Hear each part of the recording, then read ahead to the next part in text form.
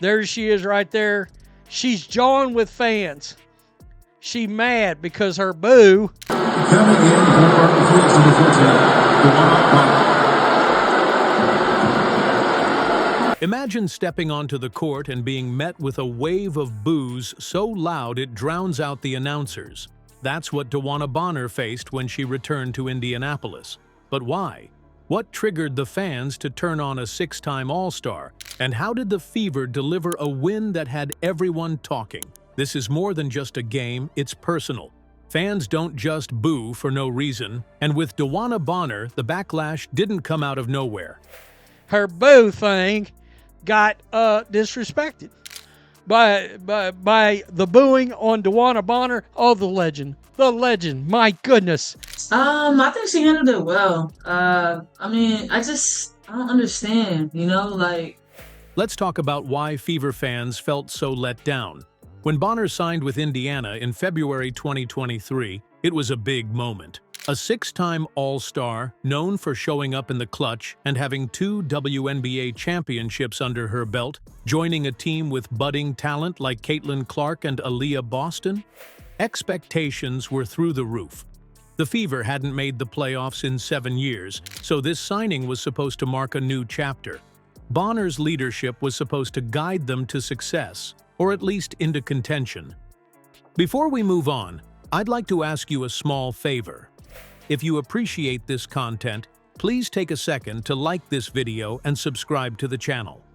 Over 98% of you watch the videos without subscribing. It costs you nothing, but it makes a huge difference to us. So, did you click the subscribe button? Great! Thank you so much. Now, back to the video. But it didn't take long for things to unravel. On paper, Bonner's experience made sense for a young core, but the fit just wasn't there. After only 3 games in the starting lineup, she was benched. And her numbers? Hard to overlook. 7.1 points and 3.8 rebounds over 9 games.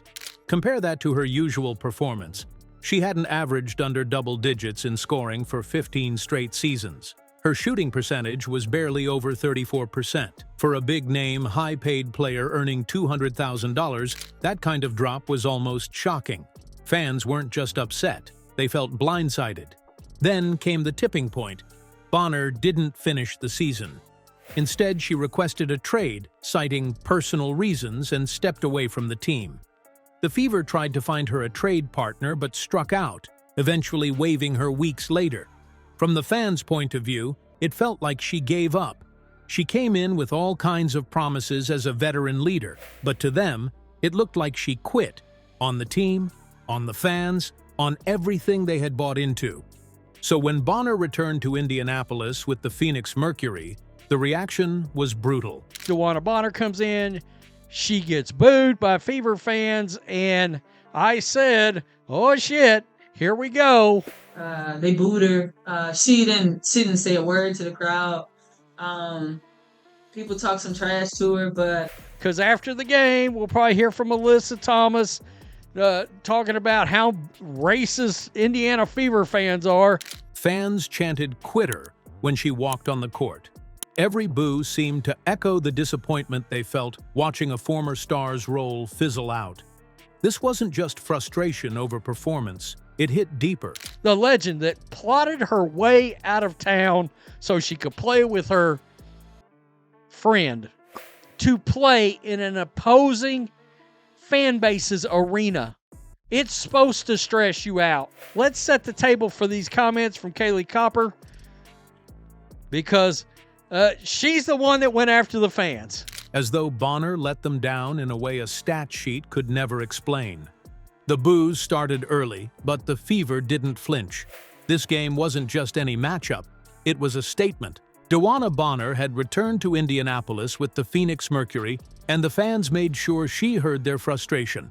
Meanwhile, the Fever took the court without Caitlin Clark, the #1 draft pick, sidelined with a groin injury. Everything felt stacked against Indiana. The crowd was eager for answers, for redemption, for proof that this team was better off. And by the end of that night, the Fever gave them all of it. The game began with heavy tension. She's the one. Blew her wig right off. They were booing so hard, it blew my wig right off. Man, you're kidding me. Actual sports fans don't give a rip about that. We want to be entertained and we want to trash talk. Coming in for Phoenix number 14, DeWanna. Bonner was back, and every time she touched the ball, fans either booed or sat tight, waiting to see if she'd silence them with her performance. For a moment, it seemed like the Mercury might build something. Bonner's teammates kept the score tight early, and the Fever looked a little scattered, still adjusting to life without their rookie superstar. But then Arie McDonald took over. The guard scored a career-high 27 points, including 3 perfect strikes from beyond the arc in the first half. McDonald wasn't just playing well, she was dominating. She made it clear that this wasn't Bonner's night, it was hers. And Arie wasn't the only one stepping up. Aaliyah Boston showed why she's the future of this franchise, notching 22 points and grabbing 12 boards. Late in the fourth, with the Mercury pressing hard, Boston rattled off 14 straight points, completely shutting Phoenix out of the comeback they'd been chasing. The crowd loved it. Every rebound, every bucket, every defensive stop felt like a reminder to Bonner the Fever didn't need her anymore. If there was any question left about that, Bonner's stat line answered it. 4 points. Just 4 points in 21 minutes. Fans had been loud all game, and her struggles only poured fuel on the fire. How vicious Indiana Fever fans are. No space for hate. No space for real sports fans. She's a legend, and just all the things that she's done for the league, and just the disrespect. I can't get down with it. Question mark. You can't boo. Somebody was gonna get their thong in a bind. Kalia Copper later defended Bonner, calling her a legend and criticizing the crowd. But Mercury coach Nate Tibbetts gave it straight. That's kind of how sports work. When the buzzer sounded and the Fever locked in a 107-101 win, the team had done more than win a game. They'd reclaimed Indy. Now you have to wonder, did Bonner really leave on her own terms, or did she leave too soon? DeWanna Bonner's return to Indianapolis wasn't just another game. It felt like unfinished business. For the Fever, it was about showing resilience and proving they could thrive without her. Arie McDonald and Aaliyah Boston didn't just play, they dominated, electrifying the crowd and silencing any doubts about the team's direction. Meanwhile, Bonner's 4-point performance only deepened the sting of her departure. The fans' response wasn't just about anger, it was about accountability. To them, loyalty matters, and when that feels broken, emotions run high. So, where's the line between passion and fairness? And how should players manage those pressures moving forward?